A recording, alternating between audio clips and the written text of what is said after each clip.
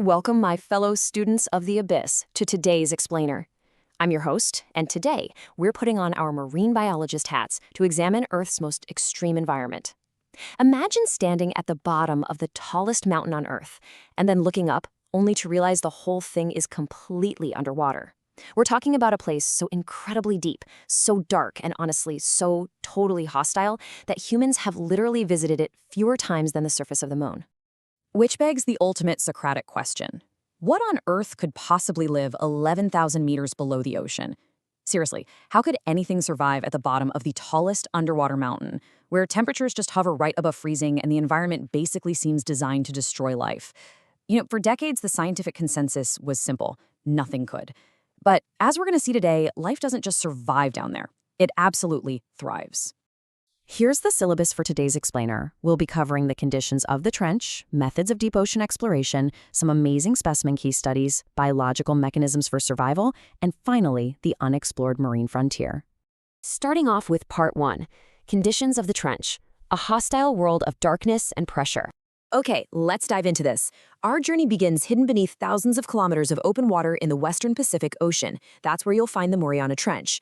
Down at its absolute lowest point, a spot called the Challenger Deep, the seafloor plunges an astonishing 11,000 meters below sea level. That's 11 kilometers straight down into the pitch black. Zero sunlight, no plants, no coral reefs, just endless darkness.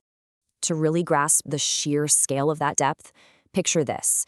If you took Mount Everest, literally the tallest peak on land, and dropped it directly into the Mariana Trench, its summit wouldn't even poke out into the air.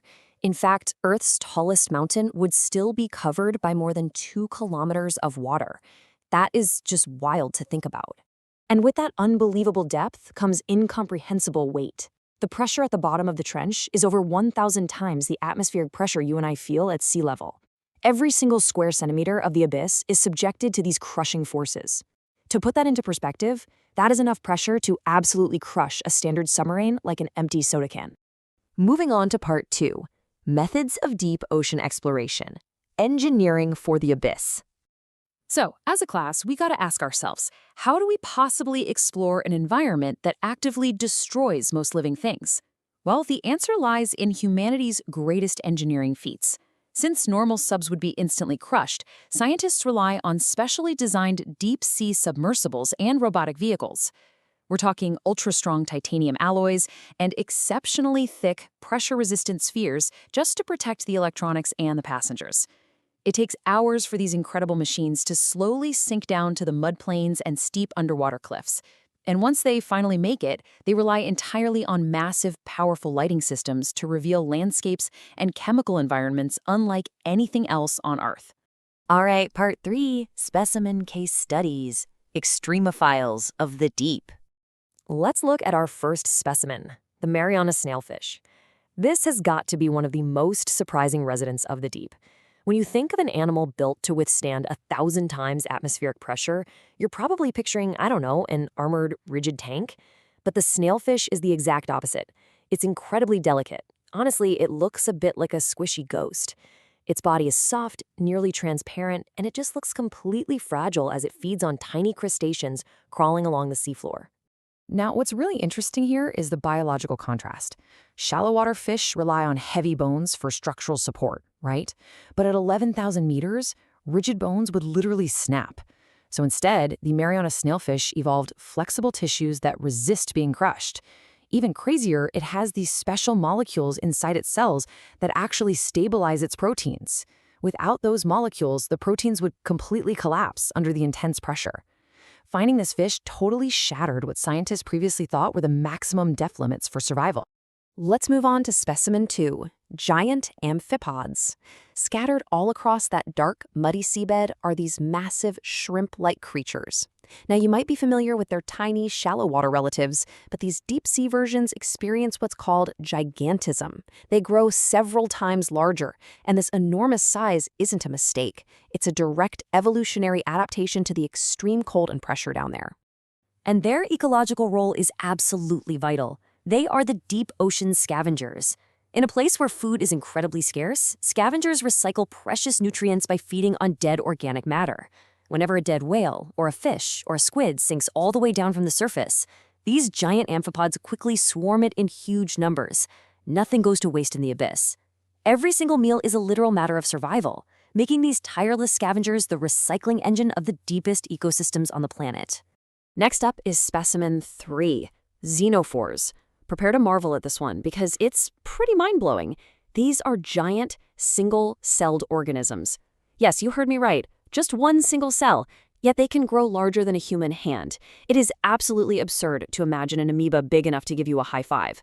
But they are among the largest single-celled organisms ever discovered by science, and they build these incredibly intricate, fragile structures right there on the crushing seafloor.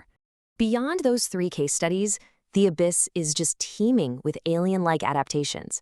As we explore deeper, we find sea cucumbers slowly crawling around, literally vacuuming organic particles right out of the sediment.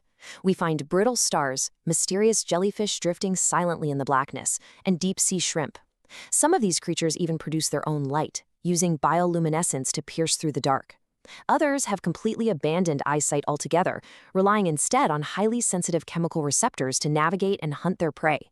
Bringing us to part 4, biological mechanisms for survival, solving the impossible.